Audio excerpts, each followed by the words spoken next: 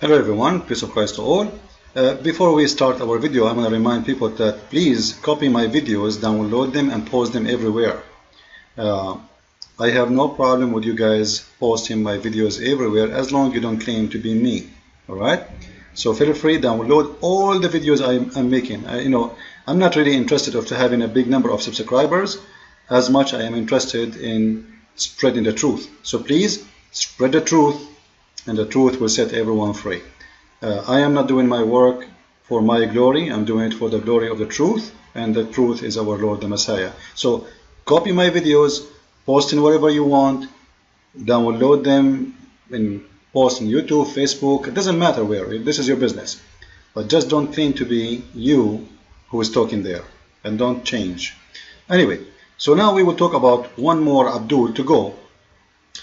Someone is asking, this guy supposedly is a scholar. I can tell he is a scholar because as long as they give you a chair and they have a camel urine in front of you, I don't know, this is camel urine or like, I don't know why Muslims are not practicing drinking camel urine. By the way, yesterday I saw in the news that the United Nations Health Department warned people from drinking camel urine and camel milk. Even camel milk, there is a warning about it. So but yet the Prophet of Islam, he said camel urine is very healthy, and God help us.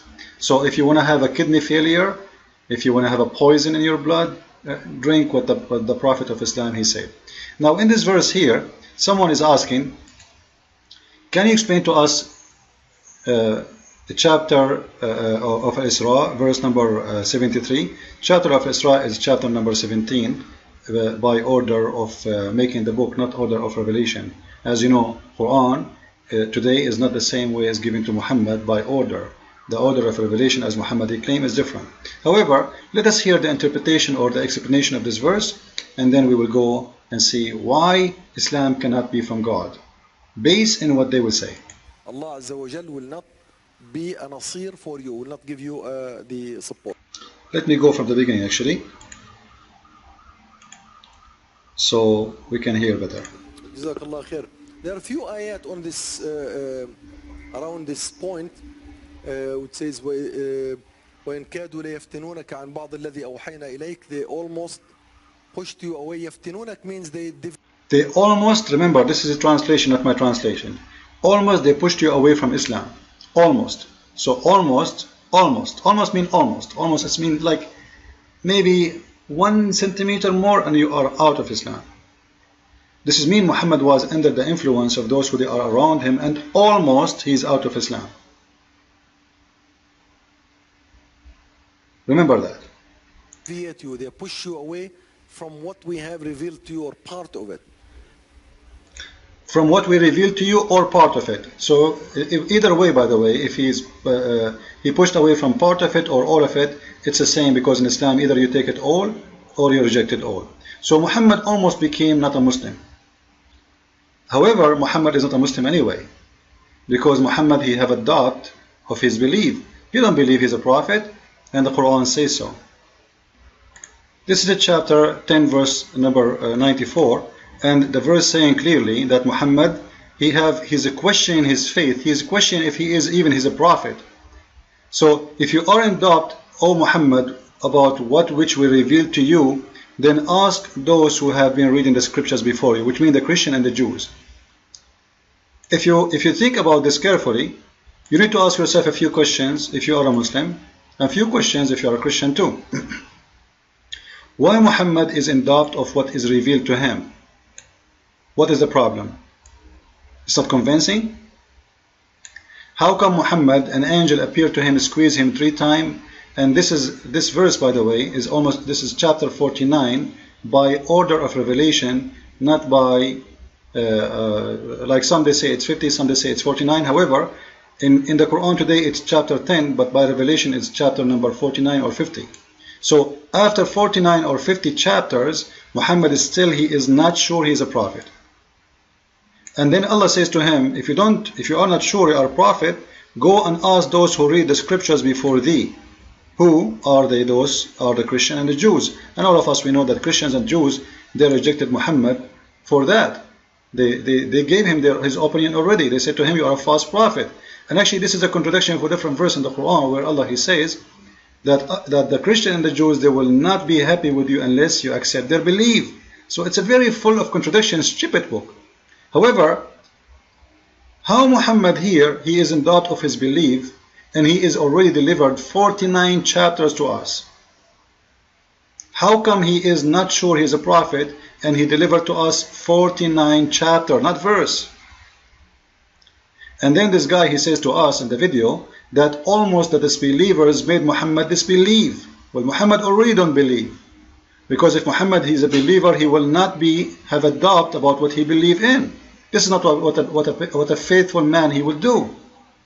However, what he said in the video is a contradiction for other verse in the Quran.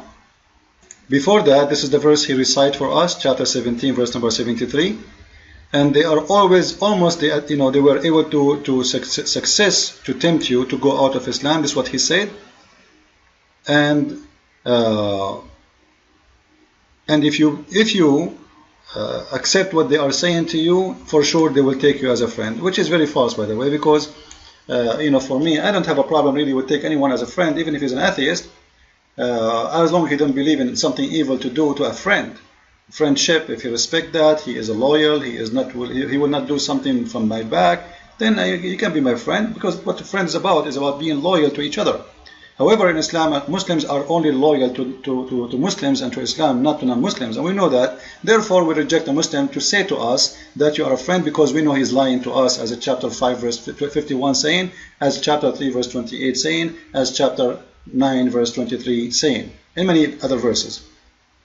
However, here, as long in the video he admitted that Muhammad almost was deceived by those people, almost.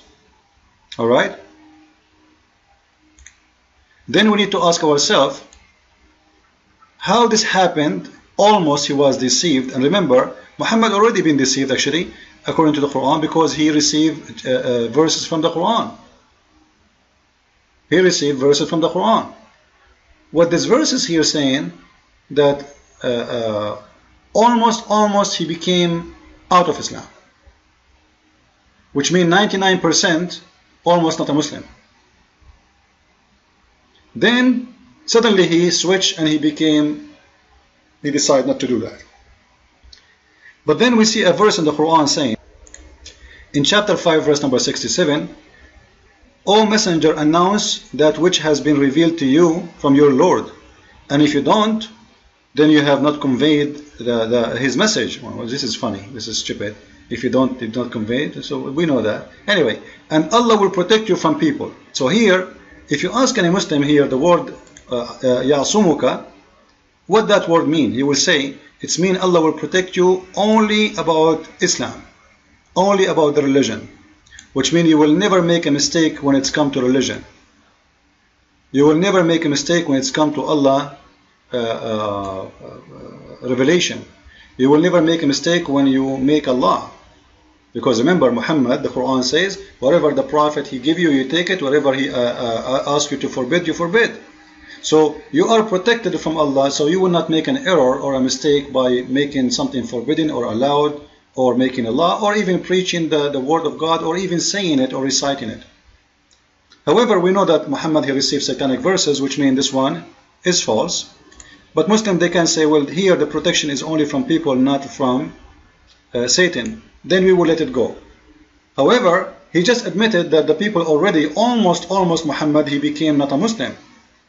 Almost. And we saw the verse, Muhammad himself is not even protected from himself, because he himself, he have a doubt about his belief. He don't believe he's a prophet. And Allah told him, go and ask the Christians and the Jews if you are a prophet or not.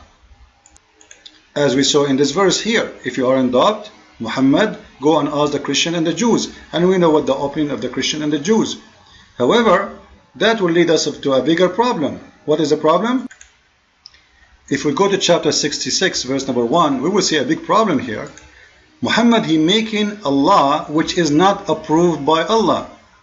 But we just saw in the other verse, Allah saying he will protect you from making false law. Just, you convey, if you convey my message, I will protect you so you will not be deceived. You will never give something wrong. And Allah said to Muhammad in different verses in the Quran, or He said to the Muslims, whatever Muhammad He give you, you take. Whatever Muhammad He forbid you, you forbid.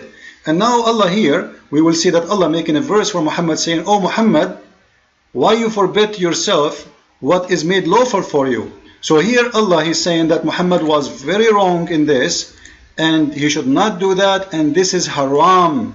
So Muhammad, he broke the law of Allah himself, because remember Muslims, the one who make what is unlawful lawful is not a Muslim.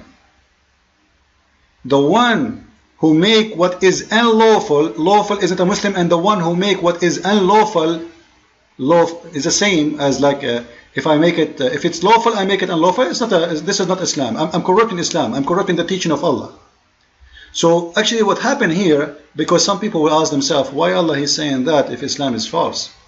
Why Allah saying that to Muhammad if Islam is false religion? Why this guy is saying that? Simply, this was for the benefit of the testicles of Muhammad. Muhammad, he came to his wife's house, and he took one of the slaves, and he was having sex with her in the bed. So the wife, she came, and she found him in the bed, in her bed. So she was so upset, she made a strike against him, she made a big fight. Isn't it enough that you are screwing around everybody, and you are doing it now in my bed? So Muhammad, he promised Aisha that he will not, some they say it's Hafsa, it's depending on the interpretation. Anyway, so he promised that I'm not going to do that. Some they say he promised both Hafsa and Aisha he will never do that again, because they made a strike against him. However, whoever the one is the one who did that to him or to her, Muhammad himself here, he's making a promise to his women just to cool them down. I will never sleep with those slaves again. I promise you. I promise you, I will never that. So he made it forbidden. And later Muhammad, he missed those females. He cannot stay without them. They are beautiful. They are young. They are fresh. So Muhammad, he had to come with his excuse. And Allah always is ready there. This is why you see Aisha in the hadith, she said that I see your God, he rushed into your desire, Muhammad. And why she said that? Because right away he made this verse to support his desire. Same as he made the verse about marrying the wife of Zayd. Same as many verses he made about Allah, he made lawful to Muhammad, any Muslim woman, she gave herself to have sex with her. So Allah always worked for the desire of Muhammad. However, this is not our topic really. The topic here, if Muhammad is protected from making false law, if Muhammad is protected from being deceived, if Muhammad was protected from making false statement about God, about law, how this thing happened? And this is a very clear contradiction for the Quran, and very clear that Muhammad is nothing but a fabricator. He makes verses just for his sexual desire, upon his desire, the one he want, the way he like, anytime he want. This is Islam, and I hope you guys, you did learn something about how Muhammad, he make Islam. All is coming from his testicles. Attack the Roman and get the blondie girls. That's what he said. Let us attack the Roman to get the blondie girls, not to spread Islam, not to fight for the sake of Allah. Islam is not about God. Islam is about Muhammad. He wants to have more women, more wealth. Muhammad establishing a kingdomship of himself, and he made himself God. That's why he changed his name from Qatham, or Qatham, as some they say, and the praised one. Muhammad became the praised one. Muhammad means the praised one. He's playing God. This guy, he played God on earth. He is God on earth for those Muslims, Abdul. This is why you see, if you are a Muslim and you curse Allah, you might be forgiven. But if you curse the Prophet, you must be killed for sure. This is how disgusting and stupid this religion is. And if you are a Muslim, you are following the pagan Muhammad, you are worshipping Muhammad. Muhammad, he kissed a black stone, so both of you are the same. Go and kiss a stone, walk around the stone, bow to a stone, pray to the direction of a stone. You Muslims are stone worshippers, and Muhammad is your God. Thank you. Follow with me with more videos.